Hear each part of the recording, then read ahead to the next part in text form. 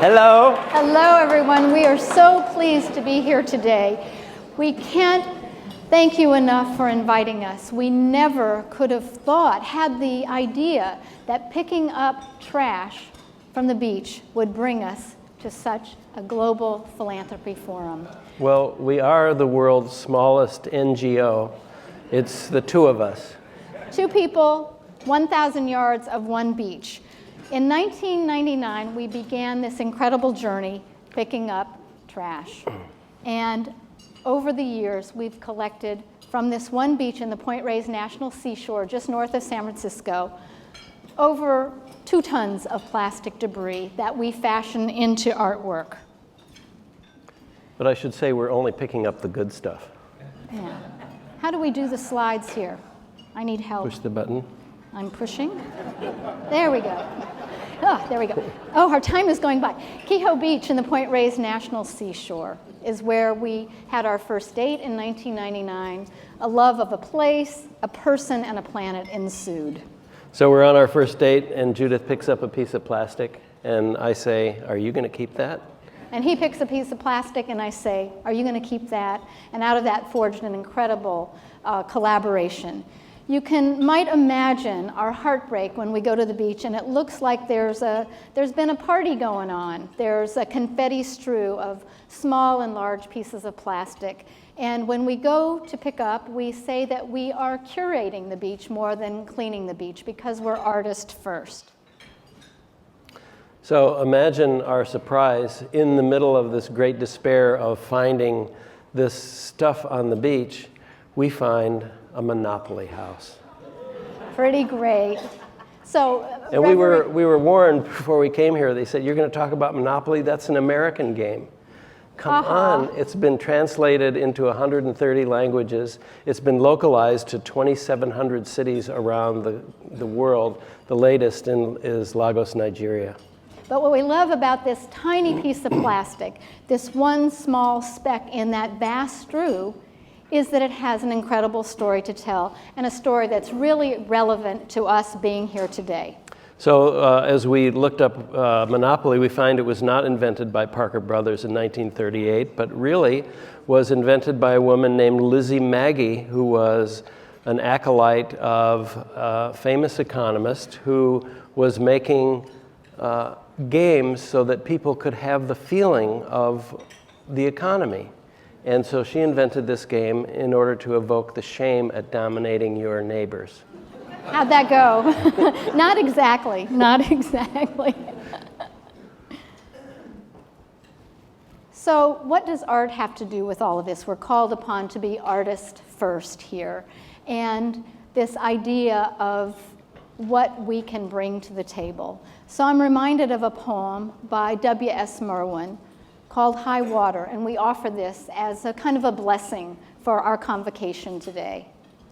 So this is High Water, W.S. Merwin, former poet laureate of the United States. Look him up, he's great. The poem High Water. The river is rising, and with the breathless sound of a fever, the bank along each shore trembles and is torn away. A few steps up on the bank, the rows of faces watch under their dripping hats. When the faces draw closer together, they talk as members of one family, saying what should be moved if they have to move it. They talk of the gardens of the hills and what the spring means to the summer. And they speak even of the lake and the mountains, which they own together and agree once again never to sell.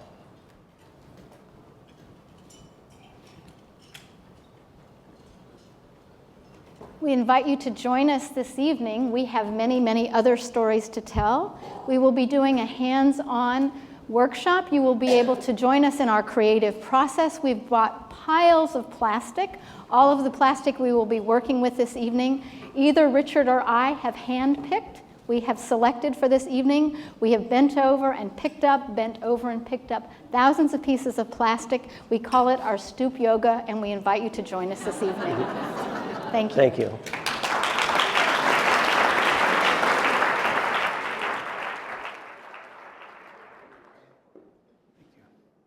I think we should give them another hand because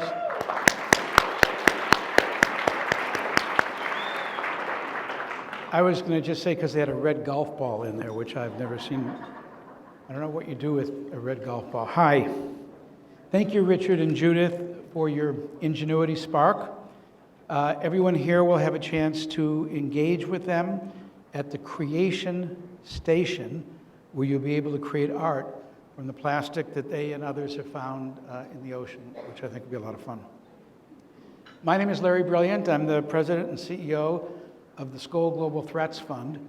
I'll tell you more about that later, but I'm going to be moderating this plenary, which is called Ensure Sustainability, Preserving the Earth's Biodiversity and Physiology. This is the plenary that introduces the problem-solving working groups of the Planet track. And I'd just like to thank Jane for inviting me back. It's really nice to be back. It's been a while. It's nice to be back among family again. Thank you. Now I get the opportunity to invite Nancy Birdsall to come on up. Nancy is the president of the Center for Global Development. She has extensive experience for such a young woman in development research, policy and management in various organizations like the World Bank, Inter-America Development Bank, and she will try to begin by providing some context for tackling development changes and the climate dilemma. Nancy.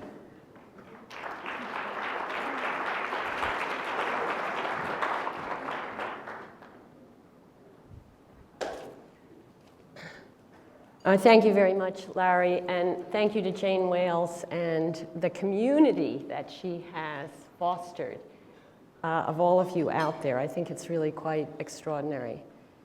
I asked myself when Jane asked if I would give a talk here, why me? I saw that the context was citizen action, and I saw that the specific session was on the Earth's Biodiversity and Physiology, on which I am no expert. And I saw that I would be talking to people, many of whom are from Silicon Valley, and I come from Washington, D.C., which is kind of the other world. And so I thought I better not give you the typical policy nerd speech, that it would be better to tell you a story. So I'm going to tell you a story about a colleague of mine named David Wheeler, whom I consider the unsung hero of forest preservation in the developing world. Then I'm going to tell you what David's story has to do with this forum and this session on the Earth's biodiversity and physiology. And then I'm going to end with a kind of plea to all of you out there, whom I consider, all of you, by virtue of your being here, global citizens in the best sense of the word. So let me start with David. He's a former colleague of mine, an academic, researcher, economist, econometrician, a quant kind of guy. Also, however, a problem solver. And I met David when he came to the World Bank at a time when the World Bank was under a lot of pressure in the mid-'80s to be dealing with environmental issues and sustainability. And he got interested and made himself into an environmental economist.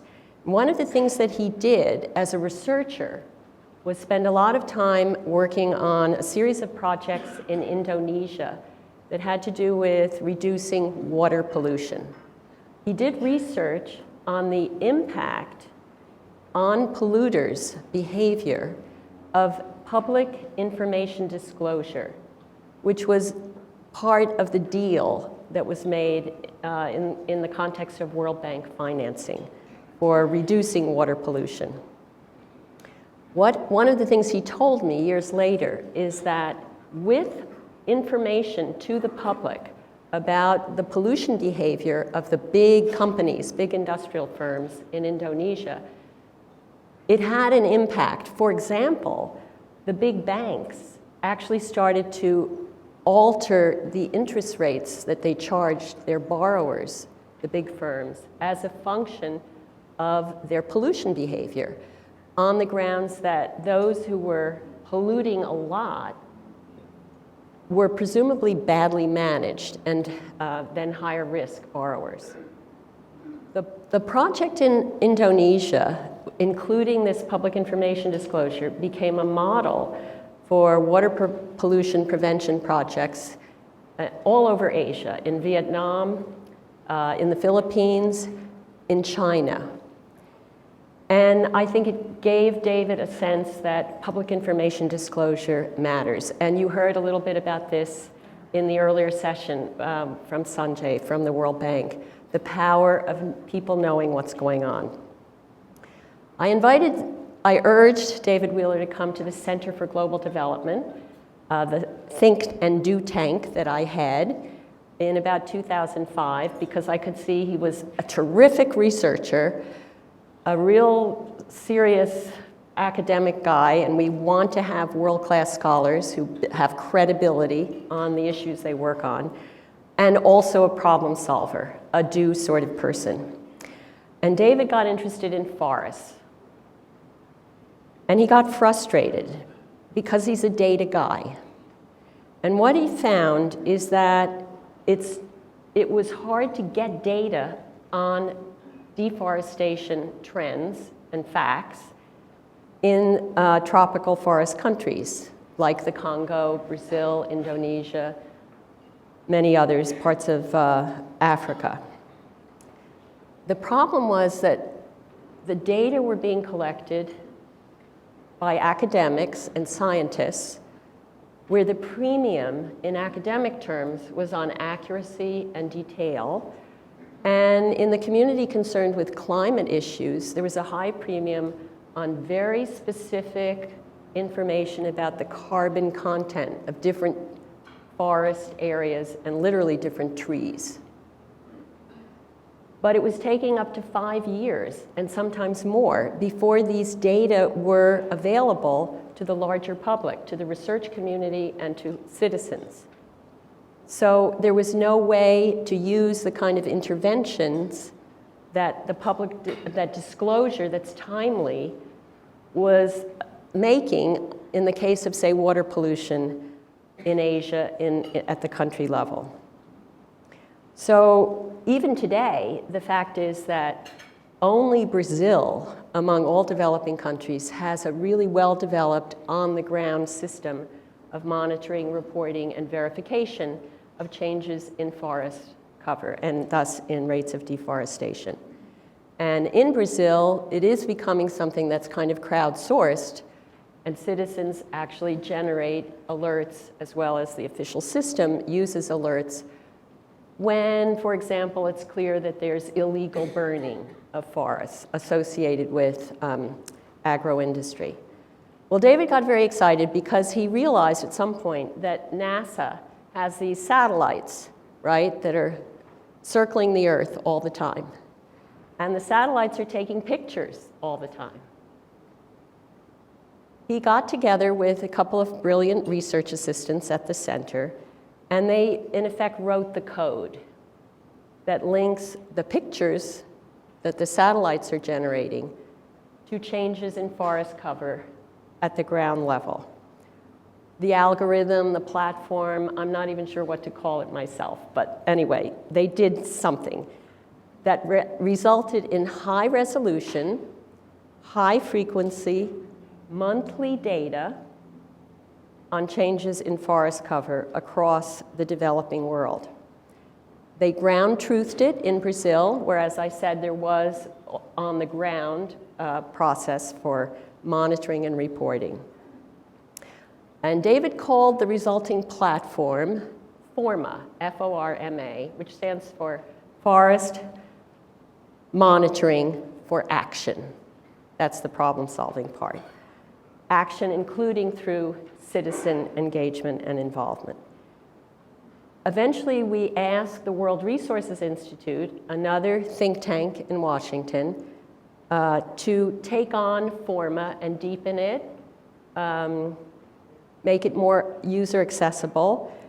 And the World Resources Institute, with us, has entered into a partnership with Google and other sponsors. It's a $20 million operation now at even higher frequency and lower levels of aggregation on the ground. I love this story. That's why I told it to you, because it kind of takes David Wheeler, my colleague, from the bowels, of policy, public policy think tank and World Bank in Washington, wonkdom, here to Silicon Valley, high tech, big data, innovation. So let me tell you my sense of what David's virtual journey from Washington, D.C. to Silicon Valley has to do with what this forum is about. Research and data are one part of an ecosystem in which we are all participating. It's an ecosystem with respect to forests that's bringing together people and institutions concerned with the devastating risks that climate change poses for the world's poor countries and poor people, and thus the risk to the whole development project that climate change represents. So research and data are one part of the ecosystem. A second part is citizen activism, something that's going on here right now. So what I think of as benign lobbying, right? And in a few moments, Carol Larson from the Packard Foundation is going to tell you about the role of citizen activists in a big victory for forest preservation in Indonesia that she might not say, but I want to tell you, was enabled in part by the ability of citizens and civil society groups to pinpoint the source at the plantation level of the fires that were burning in Indonesia about a year ago, and to take steps as a result of that. So that's two parts of the ecosystem, data and research and what us policy wonk people do, and what citizen activists can do. There's a third part of the ecosystem that you heard a little bit about today in the earlier session, and that I want to also emphasize, which is what governments do and what global institutions do, what public policy is and how it matters, whether governments do or don't do certain things, what the World Bank does, and what's happening at the United Nations as well. Sometimes the combination of information and citizen activism is enough to make a big difference. And I think many of you out there are engaged in all kinds of activities where it may well be enough. But I do think on some issues, it's not enough. There has to be changes and fixes to public policy at the country level and at the global level. That's particularly the case in climate. It's just not possible to imagine that we are going to tackle the problems that climate change is going to cause and is causing already for the world's poor and for building middle-class societies that are prosperous and stable, where there's justice for people, without a fix in the public policy arrangements at the global level and at the country level. How do we create incentives in the absence of the big global deal that many of us are frustrated about and isn't happening yet, but let's hope does happen in 2020? How do we create incentives for governments like Indonesia with commercial pressures in the palm oil sector, like Guyana with gold mining pressures, like Liberia, pulp and paper, timber and logging, iron ore? We need incentives for these governments to deal with the tremendous commercial pressures that are coming from the global market. Even the most responsible governments at the highest levels in developing countries don't have the institutions, don't have the policing and the court systems to resist the constant pressures to do concessions that generate revenue. In addition, concessions create jobs And that feels like modernity and progress for people who are poor in the developing world.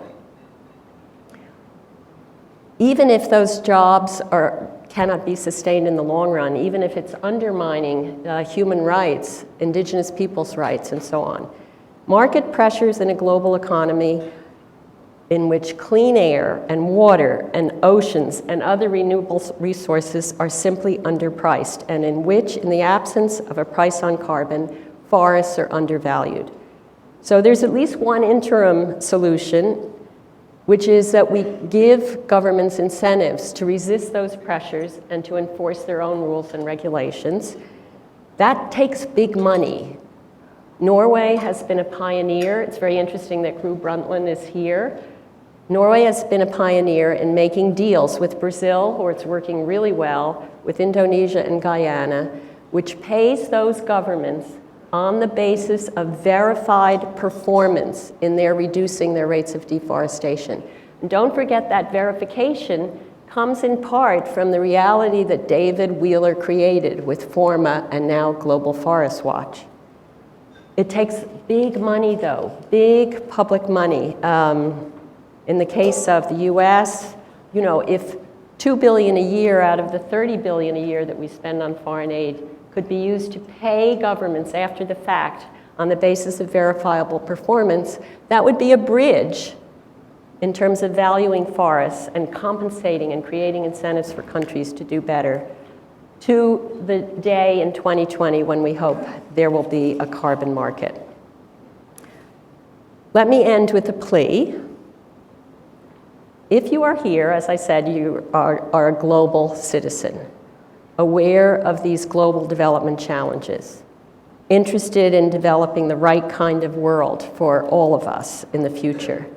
My plea is that whatever your issue is, whether it's forests or water or inclusive finance or educating girls or health or illicit financial flows, that you find ways to inform yourself about the entire ecosystem, that you at least inform yourself about this wonky policy business at the government level, at the level in Washington, more than in Silicon Valley, and that you bring your own experience and passion and commitment to whatever part of that ecosystem is the one where you can be most effective, but you keep yourself informed about the big picture at what I sometimes call the high altar at which we worship in Washington, D.C.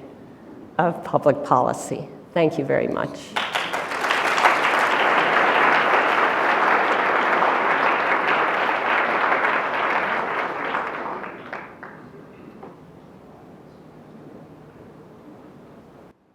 Hello again. Thank you, Nancy. That was really terrific. And while our panel is going to be on the planet, I'm really pleased that Nancy kicks it off by underscoring the primacy of the issue that we all face in climate change. And climate change is the great exacerbator for many of us of all the work that we do. At the Skoll Global Threats Fund that I have the privilege of leading, we work on pandemics, we work on water, we work on climate change specifically, we work on bad weapon systems, nuclear weapons, other forms of weapons of mass destruction, and regional conflicts. But at the heart of all of them, climate change makes our work harder in every way. It's hard to imagine a global problem that is not made more complex by climate change. So today our panelists are going to talk from various different perspectives, provide us various different anecdotes or vignettes to illustrate the work that they and their organizations do and that they feel passionate about. And I think each time, if we think of what the organizing principle for the health of the planet is, the issues of sustainability, stewardship of resources, increasing population migration, will come back as our organizing principle to the issue that we face in climate change. So our wonderful panel includes Sandy Andelman, and Sandy is the Chief Scientist and Senior Vice President of Conservation International. She's also the founding Executive Director of Vital Signs, a monitoring system that fills a critical need for diagnostic indicators on agriculture, ecosystem health, and human well-being. To my left is Carol Larson, who you heard Nancy talk about, who's the president and CEO of one of the largest and most important foundations in the world, the David and Lucile Packard Foundation. Packard is celebrating its 50th anniversary. Carol is celebrating her 10th anniversary as president. I should stop now and let you applaud.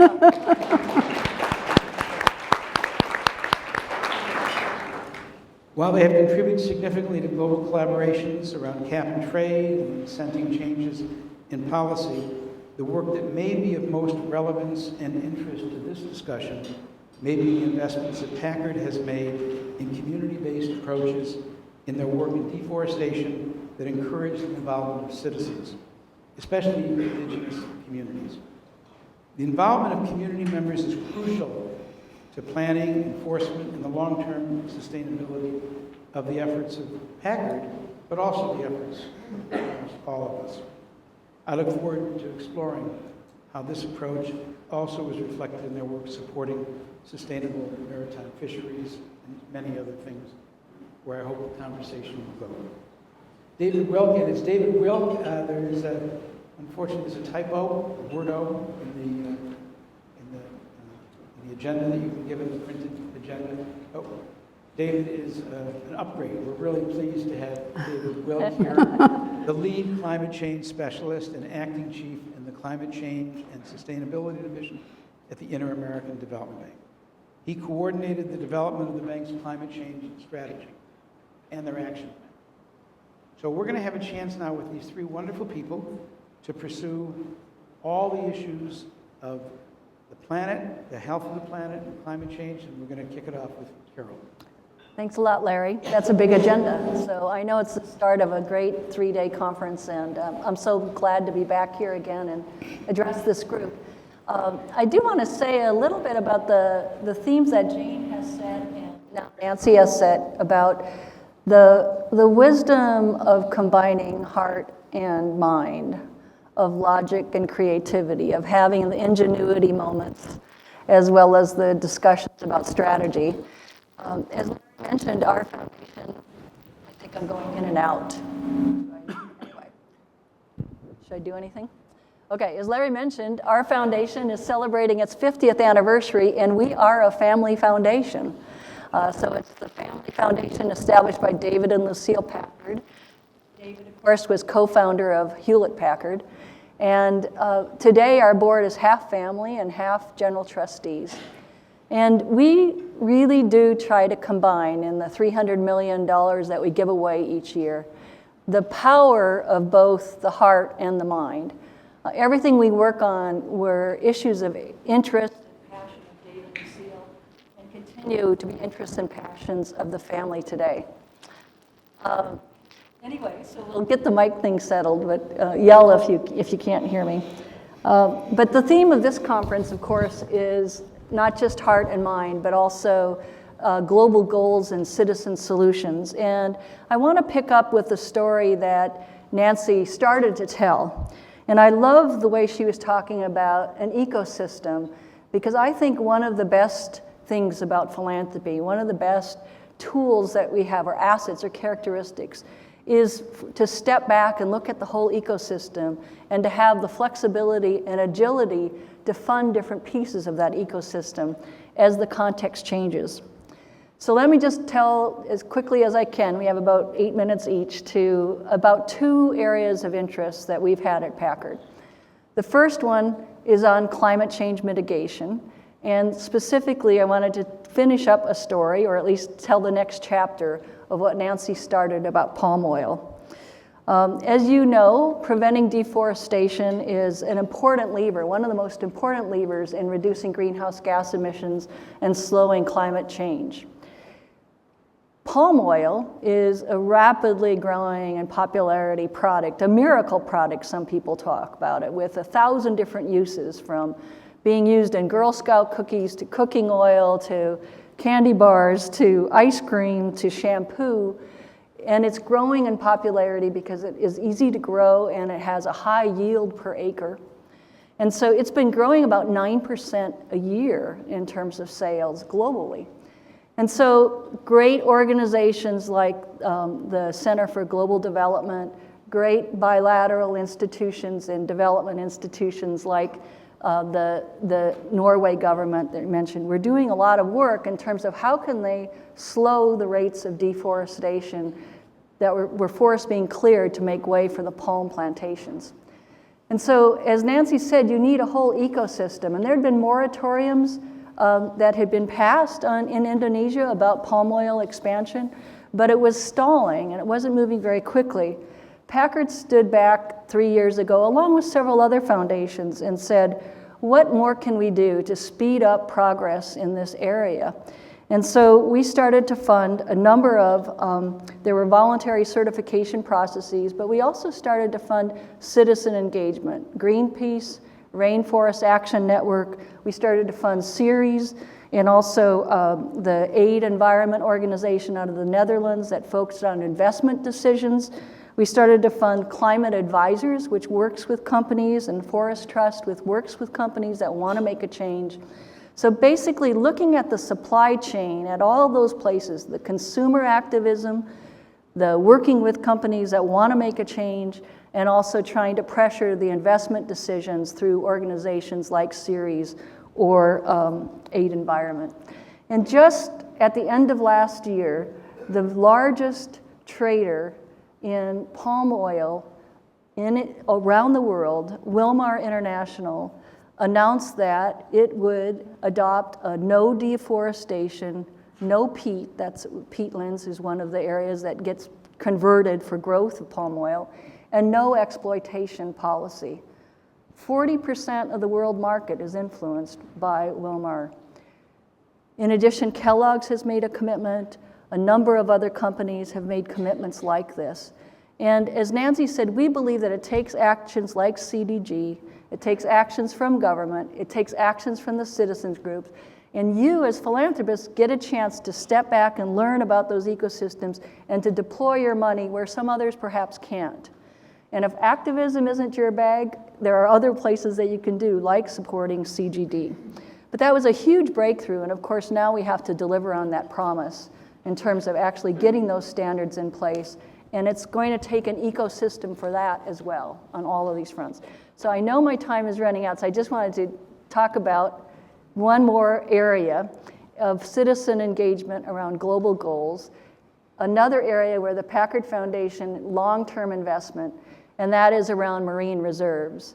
We really do care about biodiversity in the ocean for both the value of biodiversity, but also for the productivity of the oceans, for the livelihoods, the economic stability that they provide. And of course, the Western Pacific is one of the most biodiverse areas in the world, and it also has many millions and hundreds of millions of people who are dependent on the oceans for their livelihood. Places like Fiji and Palau have relatively weak governance systems to deal with protecting those nearshore oceans. So a little over a decade ago, working with Wildlife Conservation Society, World Wildlife Fund, and also some of the universities and NGOs in Fiji and Palau, we started to work with local communities who did depend on the near coast fisheries for their livelihood, to set up locally managed marine reserves. So these are small communities, traditional governance systems, but they really care about the health of the oceans outside of their homes.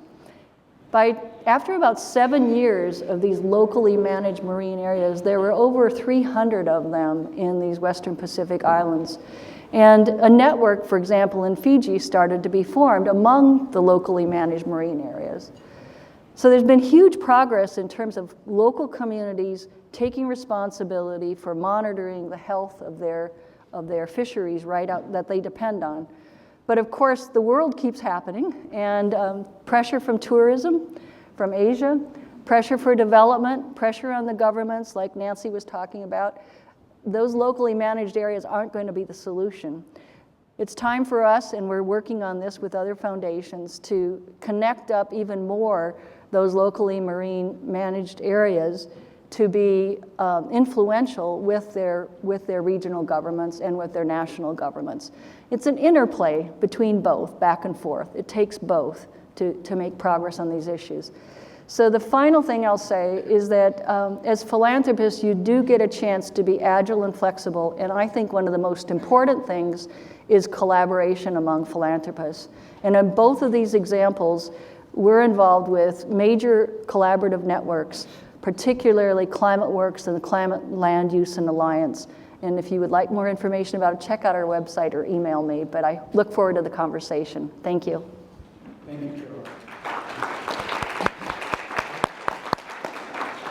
And I think that's right in the sweet spot of what we're talking about when we talk about planet's physiology, sustainability, and stewardship. And you talked about palm oil and fisheries. Those are two great exemplars of the issues that we face. And you talk about monitoring, which is what Nancy also talked about when she mentioned satellite monitoring. And satellite monitoring as a way to give activists the tools to know where to go and who to intervene with. And I just came back 2 weeks ago. I don't know, you all know the Skoll Foundation and our wonderful leader there, Sally Osberg, who's going to be speaking here a little while. That's my sister foundation. And every year we have a meeting in Oxford. And this year, one of the keynote speakers was with a company called Planet Labs. This is not an endorsement of a single company, but they represent a category of satellite launching companies that instead of launching very large $1 billion or $100 million satellites, they're launching constellations of $100,000 satellites. So the data acquisition are 2 orders of magnitude less expensive, and their motivation is different. They're doing this to get information to provide you and all of the NGOs that you're working with daily observational data of the Earth. And their ability to see fisheries that have been laid waste to, palm oil groves, palm that have been cut down, and deforestation all over is really breathtaking. So I'm optimistic that here we are in Silicon Valley, that the convergence of philanthropy and technology will indeed solve some of the problems that we face. And in that regard, coming right back to climate change, David, you're up. Thank you very much, Larry, and thank you very much for inviting us to present a little bit our developments from our perspective. A lending institution with 24 borrowing members in the region, Latin America and the Caribbean, and 24 non-borrowing members. And we lend in the order of $11 billion a year to a range of projects that you probably have heard, and you know, in all sectors: infrastructure, social, education, health, etc.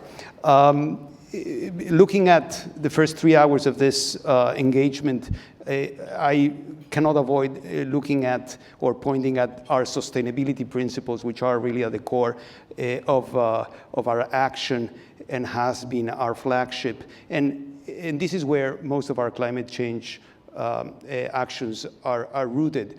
This is looking at social policy and equity. Many people here are interested in the poverty reduction.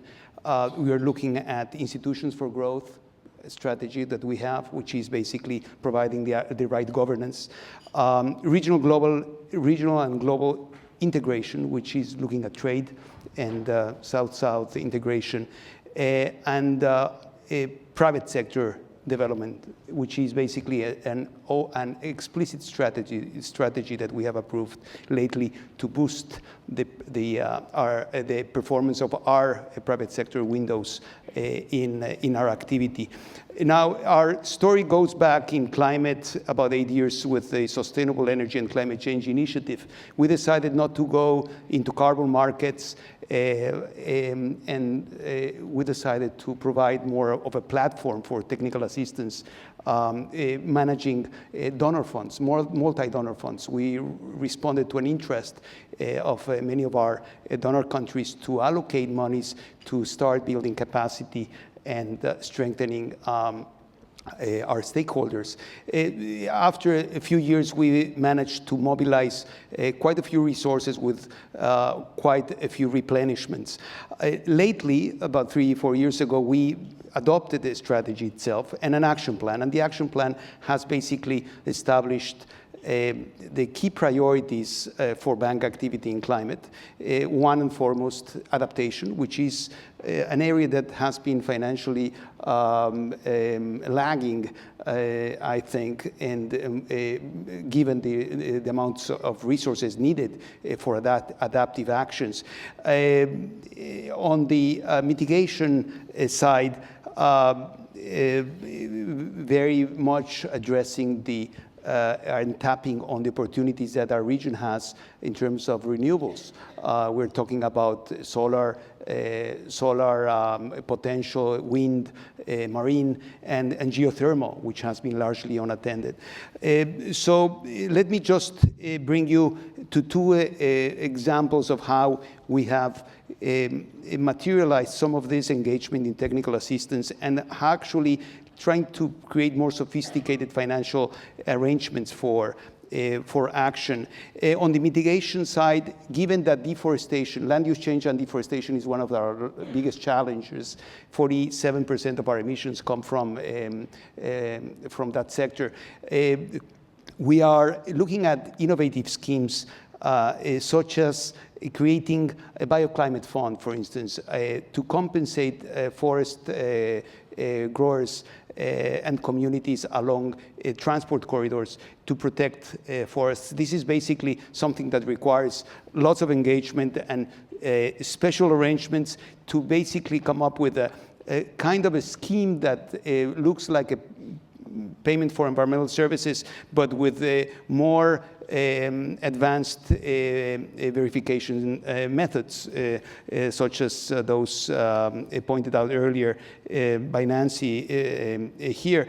This is verified performance. We are looking at private investors as well to complement what countries can provide for forest protection. In this case, we're talking about Colombia and Peru. On the renewables, there's a range of opportunities in areas that have a huge solar potential. We're talking about north of Chile, for instance, that can establish a very widespread and forward-looking energy provision through concentrated solar power. Lately, we are now very engaged in creating a geothermal facility that basically will start from a very low point in terms of developing the capacity for geothermal. This is in the case of Chile and Mexico. So we have a broad agenda to discuss. We believe that national public resources are not enough to carry out and face the challenges. As an institution, we have very heavily engaged in have been heavily engaged in mobilizing international resources as well. We have been very active in establishing programs, financing programs for under the Clean Investment Fund, specifically through the Clean Technology Fund, and we believe that the joint public and private sector engagement is critical, given the needs faced by the region.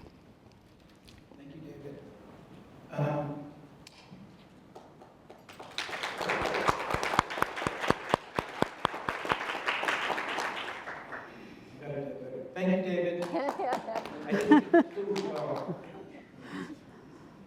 I think and Sandy, I think you're going to talk to us about monitoring so that we are able to follow the changes as they occur in real time. And this wonderful group that you have by us, tell us a little bit about that. Thanks, Larry.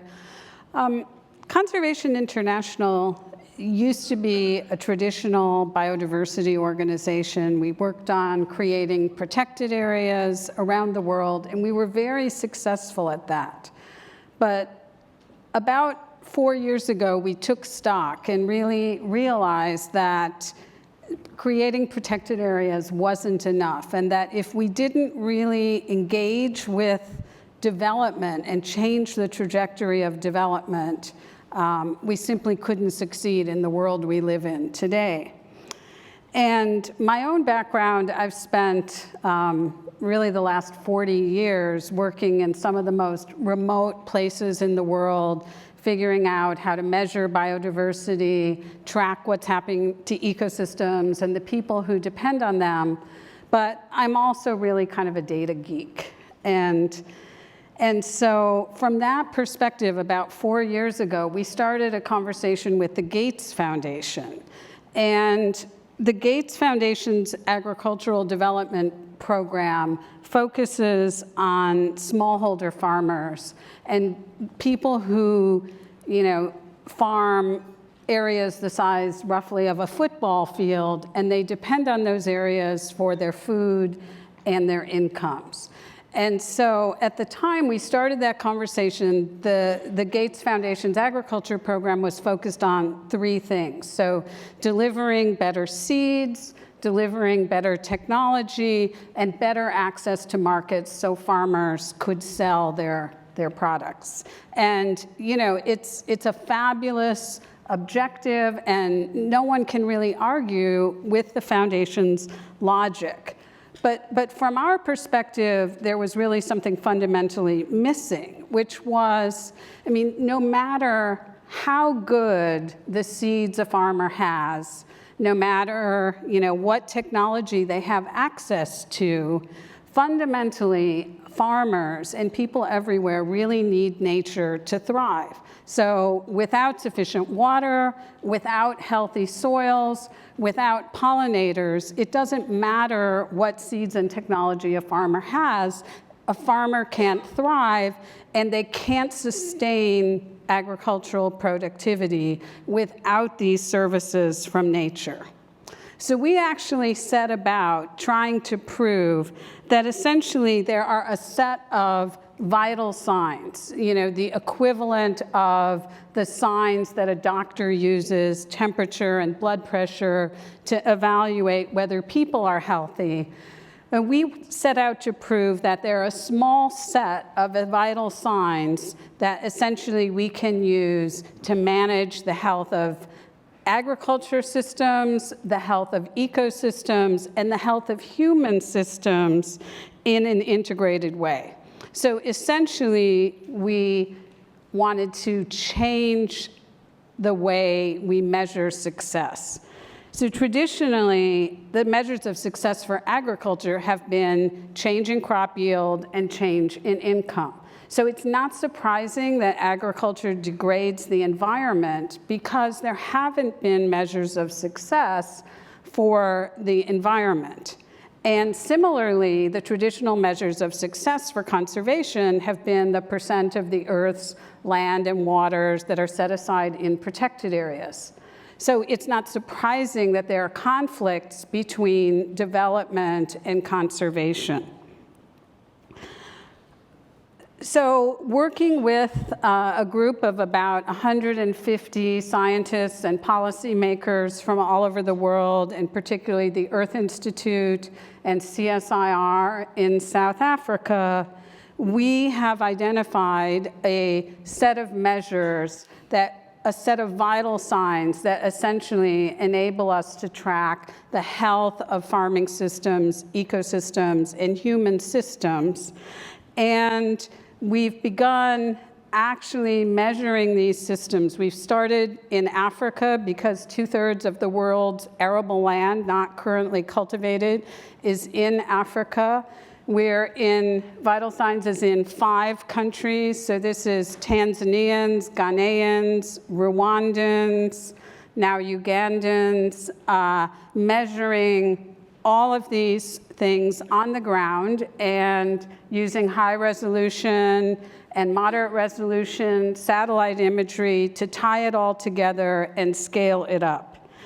And it's real, and it's not expensive, and it's already beginning to redefine success.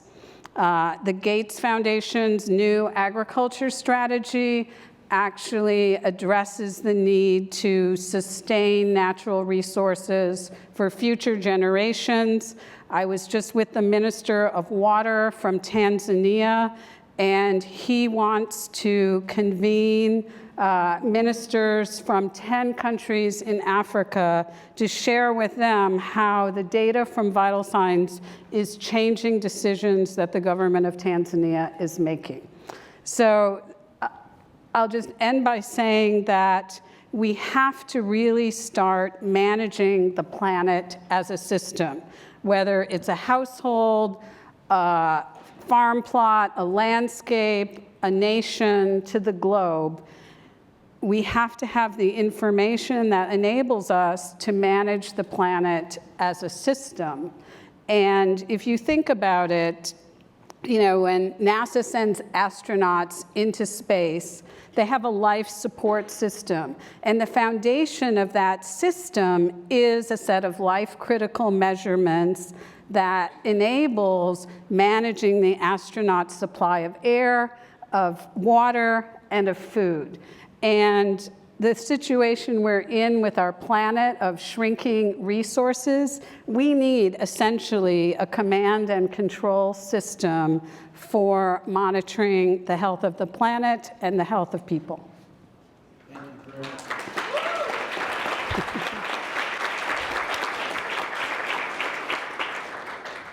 Okay, so now we get about 10 minutes to ask questions and talk among the panelists, and then you get to ask questions. So let me give you a head start to start thinking about the questions that you're going to ask, and then as before, there'll be monitors going around with microphones. And so think about your questions now, and I'll start with the first question. And it's not a new question, but I think it's at the heart of the problem that we face when we're dealing with increasing population, pressure on resources, all resources. In fact, I heard Jared Diamond once speak. He wrote Collapse, anthropologist at UCLA, and he said, we're running out of all of our resources. We're running out of water. We're running out of climate to store all the carbon dioxide and the greenhouse gases. We're running out of fish. We're running out of trees. But the most important thing that we're running out of, the resource that we're running out of fastest, and that's the most important, is time. We're running out of time.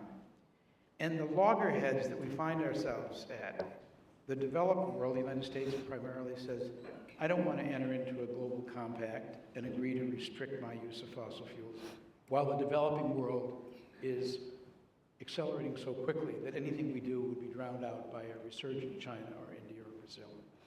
The developing world says, you know, you guys are pigs. You're the major source of the accumulated problem that we have. It's our turn. How can you stop us our legitimate right? And David said it perfectly. He said, this conflict between development and climate, between development and stewardship and sustainability, it's really one of the key issues that we face in climate change. What observations do you have from your perspective? I asked the panelists, how do we think about this? Carol, you want to take a crack at it? Send anybody? David, Carol? Yeah. Please. Go ahead.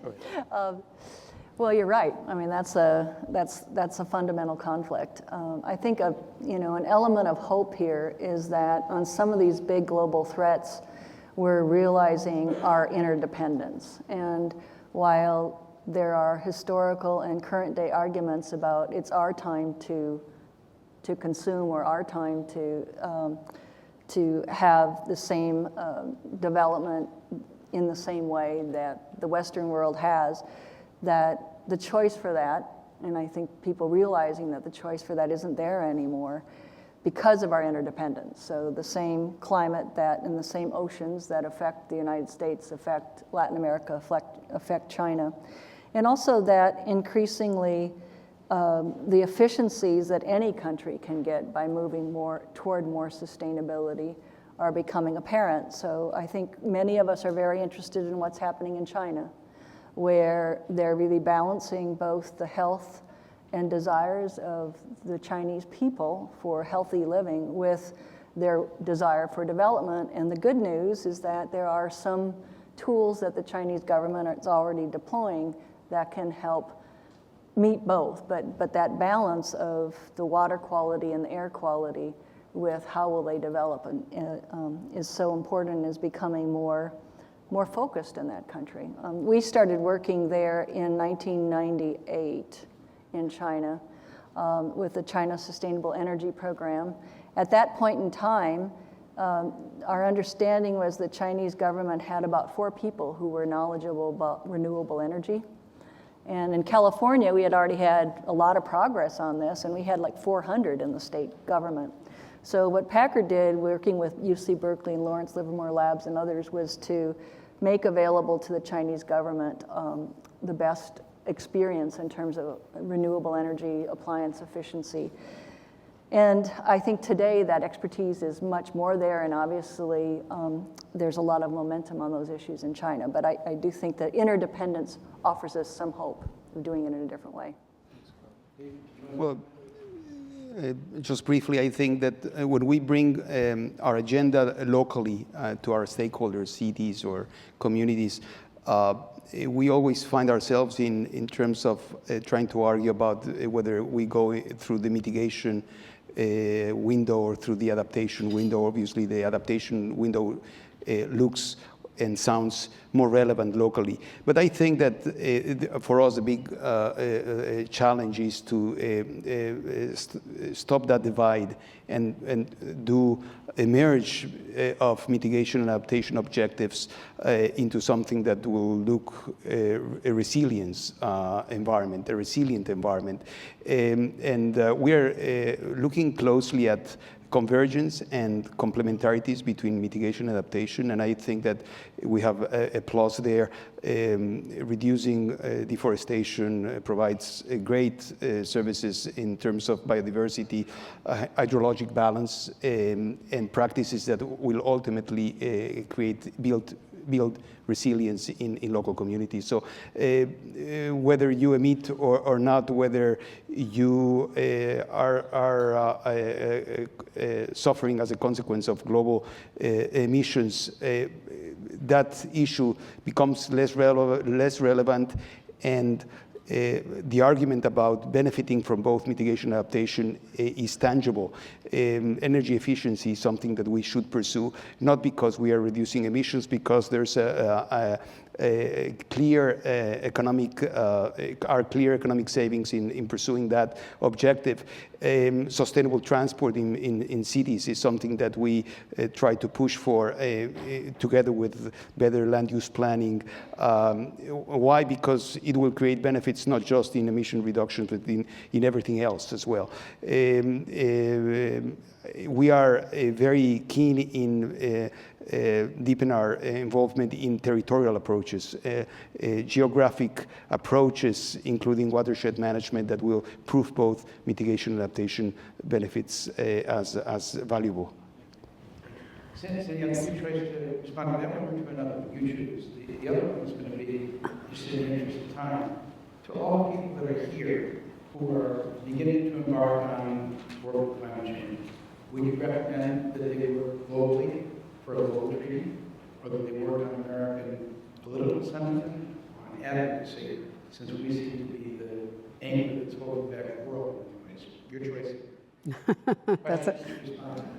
That's a tough choice. I did want to say just briefly that one of the things that makes me hopeful about the trajectory of development is maybe surprisingly private sector companies, and really seeing the shift in the private sector in their attitude towards resources and managing resources more efficiently, because they're worried about their supply chains.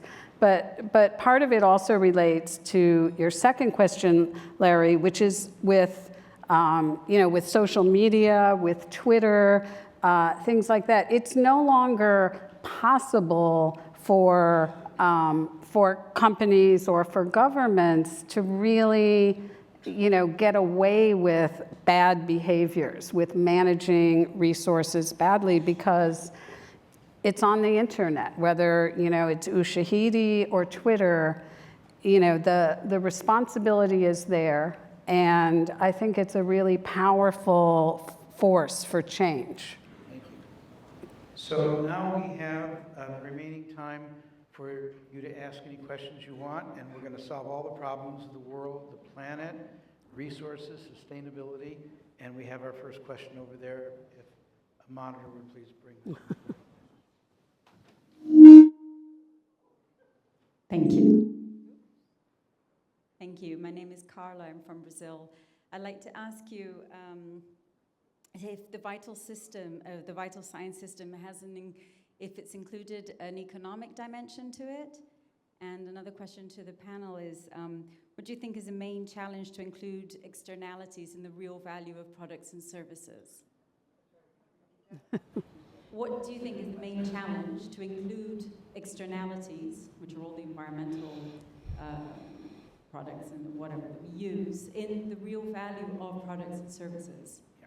So I'll repeat it. I think, how do we figure out an economic system that internalizes the negative externalities associated with climate change and the environment? Is that correct? And the whole life cycle systems. So yes, vital signs does include an economic dimension.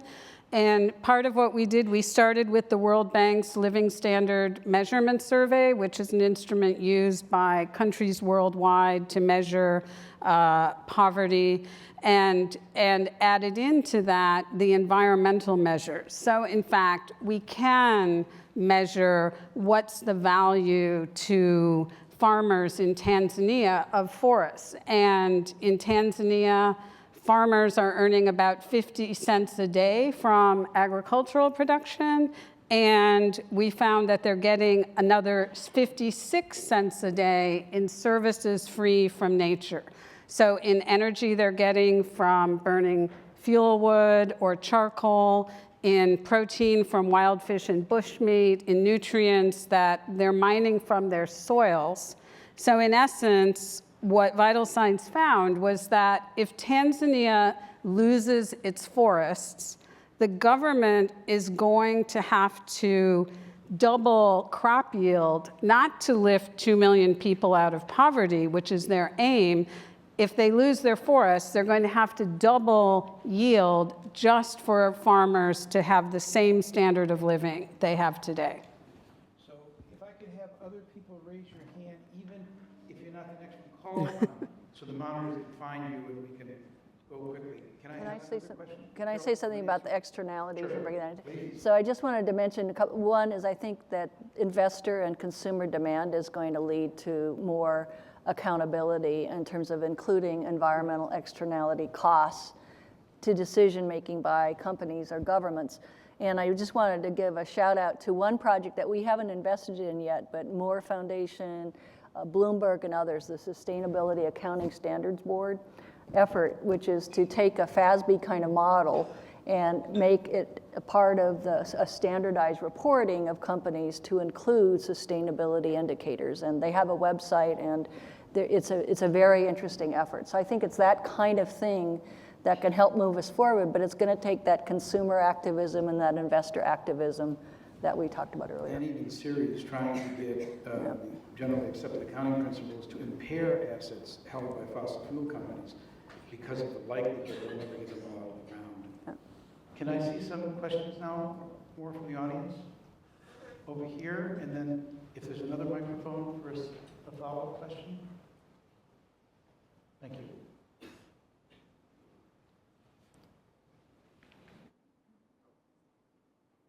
Thank you. Tom Cruza from Rockefeller Brothers Fund. This has been wonderful presentations, very exciting. And 2/3 of the emissions problem has, until just now, not been mentioned, and that's fossil fuels, which has garnered a lot of attention because we've heard recently from the International Energy Agency that 2/3 of the fossil fuels that are already on the books, in other words, part of the valuation of the fossil fuel companies, if they are developed, sold, and burned, we are on a trajectory for an inhabitable planet, full stop. And thus a number of foundations and others have started to react, moving towards divestment, et cetera. I would like to just invite comment from the panelists on this other critical aspect of the climate challenge we face. Yeah, I mean, there's this particular activity that I know that Harvard and Stanford are trying to get those universities to be leaders of the divestment movement as they were at the issue of South Africa. And I don't know, anyone behind that or supporting that? Do you support the divestment movement, divesting in companies who have fossil fuels? Yes? No? Complicated? Anybody here want to comment on that? Ducking it? Okay, Yep. well, it's complicated. Complicated. I support it. Next question.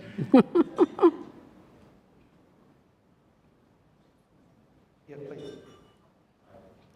Chet Tzeski from the RTC Impact Fund. My question is about whether and how you think we can actually deal with the scale of problem without addressing global financial equity. Okay. The other one wasn't complicated. Yeah, none of these are, yeah. Go ahead. David, you want to take that on? Global financial Inequity. inequities. How can we solve the symptoms without dealing with some of the causes? Carol? I want to ask Chet. He's a good friend of mine. What do you think, Chet? Well done. What do the rest of you think? I mean, The way I framed it was, can we deal with these issues without dealing with equity? My answer is no. yeah, I would agree, and I think that part of this ecosystem of where you invest and how far up the chain or how much where you invest is philanthropy is a tough question. And you have to look at the whole play, and certainly economic inequity and financial inequity is a big driver of it. So I think that's part of the benefit of a conference like this, is to think about where you and your individual philanthropy can plug in on pushing on that angle versus some of the ones that I've talked about with Packard. If I can, I'll tie that into, Carol, what you were talking about before, as the development, what we used to think of as the developing world comes to grips with the global problem that we all face. When I first went to China, which was a couple of decades ago, wherever you would go, I'm sure many of you had the same experience, and you would ask people about their aspirations, I would always hear this phrase that I thought was Chinese. And they would say, yes, then we'll have 2 cars for everyone, and we'll have roads, just like you. And I thought, just like you was a Chinese expression, because I heard it so often, just like you. Well, they don't say that anymore. They're wiser in many ways. They've had to see the model that we've pursued, the reckless consumerism. And I think it's one of the best things that's come out of it, is that change. David, you have the final word? Well, we see clearly an equity discussion in many of our countries that rely heavily on hydropower. And the sustainability of hydropower is really threatened by these exacerbated changes in weather.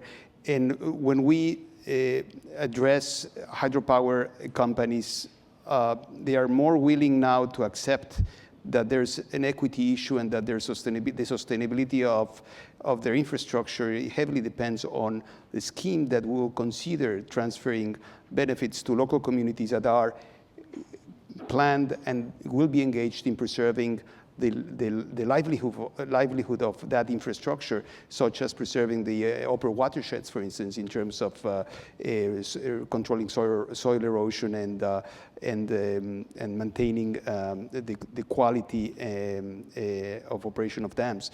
So we do see clearly an equity issue there. And we are exploring and responding to this openness of these companies to engage more in more distributional project